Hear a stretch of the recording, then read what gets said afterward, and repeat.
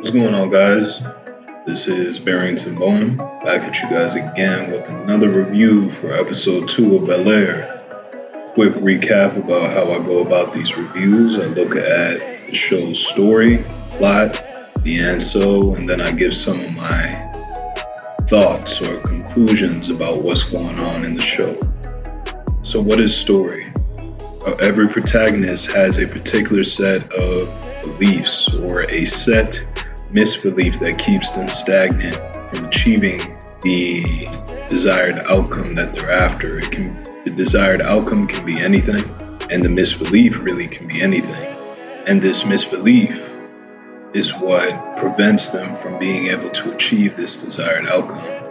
Whereas the plot is the set of external events that forces the protagonist to face their internal misbelief in order to transform and to possibly achieve their goal in conjunction with being made anew beyond their misbelief.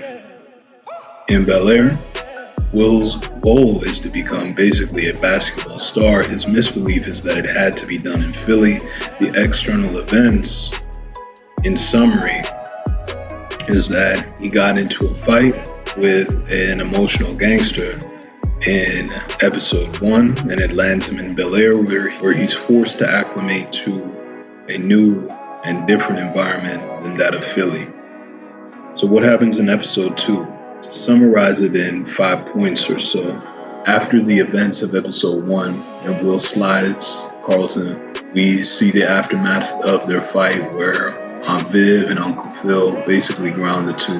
They're still at odds, butting heads. Then, right after this aftermath, we get word that Trey gets shot in Philly.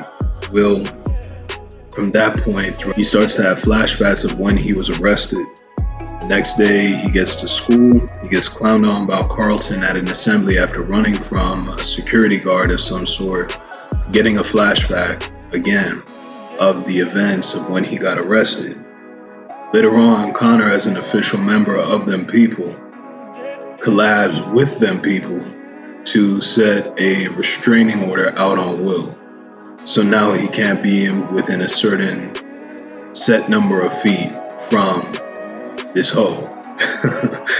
And then as Will continues to deal with the stress, he believes he can just make it on the basketball team at Bel-Air Prep just off the strength of his name. It doesn't go that way, and he has to try out, but he's off his game because he keeps getting flashbacks to the moment where he got arrested. He plays a game with Jazz. He gets some cool advice from him, but really what sets him straight is his conversation with Uncle Phil, wherein Uncle Phil, he tells Will to get out of his head, and that is the key factor that enables him to get back on his game and make the team. He makes the team after receiving word that Trey is all right, and things are going good for Will. So after meeting up with Carlton in the locker room after practice, he basically tells Carlton that he's coming for his head. He's going to be the new king of Bel-Air. This gets Carlton shook, so he goes to collab with his white dude friend, Connor. And then, as them people do, he plants drugs on Will, collabs with another one of the members of them people, the security guard, which lands Will in trouble for harboring drugs in his backpack. So that is a summary of the plot force. So what is the story aspect of this episode? The story aspect of this episode is that Will, thinking for a very brief moment in the episode that things are about to continue to go his way as they were back in Philly, after finding out that his friend Trey is okay and making the basketball team, he quickly learns that that isn't the case. And this is a constant theme throughout the episode, in that everything that he thinks will go his way isn't. He tries to make friends and use his charm and charisma to charm the students. They're not paying attention. He tries to get on the basketball team by way of his name. It doesn't work. And events like this continue to encapsulate Will's journey throughout this episode. So inevitably what he learns is that things aren't going to be as easy for him as they were back in Philly.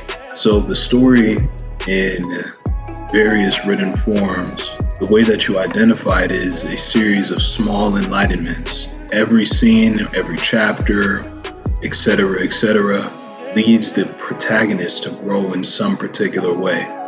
It can be for good or for bad, but it usually always has to do with the overall misbelief that the protagonist has. And then moving forward to the Anso doesn't necessarily have to be an action by way of the protagonist. It can be an action from a tertiary character. And in this case, in the episode, the Anso action, which is the tangible action that one of the characters take that branches forward into the next episodic event related to the plot. And in this case, it was Carlton. Carlton made the decision to reach out to his whole ass friend Connor, and Connor, as part of them people, planted drugs and got Will in trouble. So what do I give this episode? I'm gonna give it a cool 7.5 or an 8. The aesthetic is very good, as it was with the previous episode. And as would be expected with episode 2, it's a bit of a cool down from all the hype and various things that were ongoing in episode 1 that really draw us in. So it was a cool episode, and it's a nice bridge into setting up the nestle of events to come.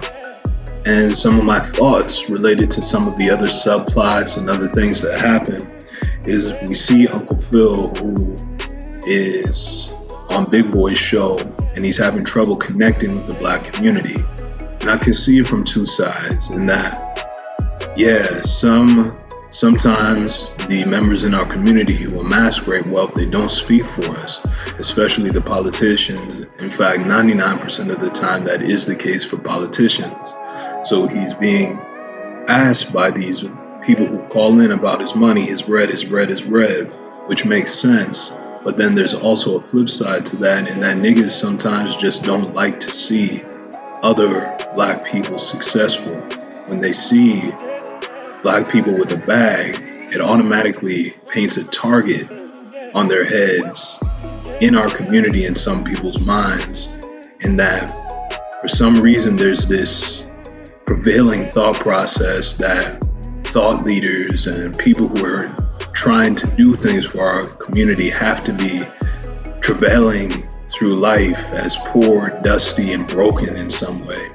And that's not always the case, and it shouldn't be the case. We should be protecting our thought leaders and those who advocate for us. But like I said, I do understand this thought process that we often see in our community. And then I have some mixed feelings about Hillary and Aunt Viv's ongoing battle about her career and the future of her life as it pertains to becoming a chef and taking her recipes where she wants them to go. On one hand, Aunt Viv, we learn from the low blow that Hillary hits her with that Aunt Viv is an artist who, instead of pursuing it full breath, chooses to become an art teacher. And as parents do, she has higher aspirations that she projects or wants her child to fulfill for her life. So in the case of her child, Hillary doesn't end up falling victim to the same lifestyle or the same mistakes. And then my thoughts on Hillary's expose of the company who wanted Hillary to downplay her skills and her fashion and her style to acclimate to their white audience. On one hand, I do respect the idea of being unapologetic. That is a necessary component that more black people need to have. However, we do need to get more strategic in our efforts. We are in an ongoing war for our liberation, for really our lives. And if we don't get more strategic, we are going to be modeled up. We are going to be eaten and engulfed by this enemy. And my thoughts are, we don't always have to show the enemy our full capabilities. There are times where it is suitable for us to show them only parts of what we're fully capable of. And these parts can be what they are comfortable with. And we utilize that time where we are in their circles to soak up game, to get resources, to get our network going so that the power differential can eventually fall in our favor. However, this takes long-term thinking and patience, which is not always easy to do in an environment with them folks. But I do believe that there is room, at least in this case as it relates to the show, where Hillary could simply just downplay her recipes for the time being, get even more popular, get even more refined in her skills and her abilities, and then when the time is right when the people think it's all good, she branches out on her own and does her own thing. And then lastly, somebody please come get this dude, Carlton, Joe. I don't know what's up with my bro, man, but the tap shoes are glistening. He got them Jones out of the closet, spit shine them Jones up, and he's ready to dance. I don't know what's up with dude, and I'm hoping that him and Will can eventually come to a true and heartfelt understanding, but I'm not sure how that's going to happen, but we'll see. Anyway, let me know what you guys thought about this episode in the comments. Be sure to like and subscribe. Check out all my other videos as well. And until next time, guys, one.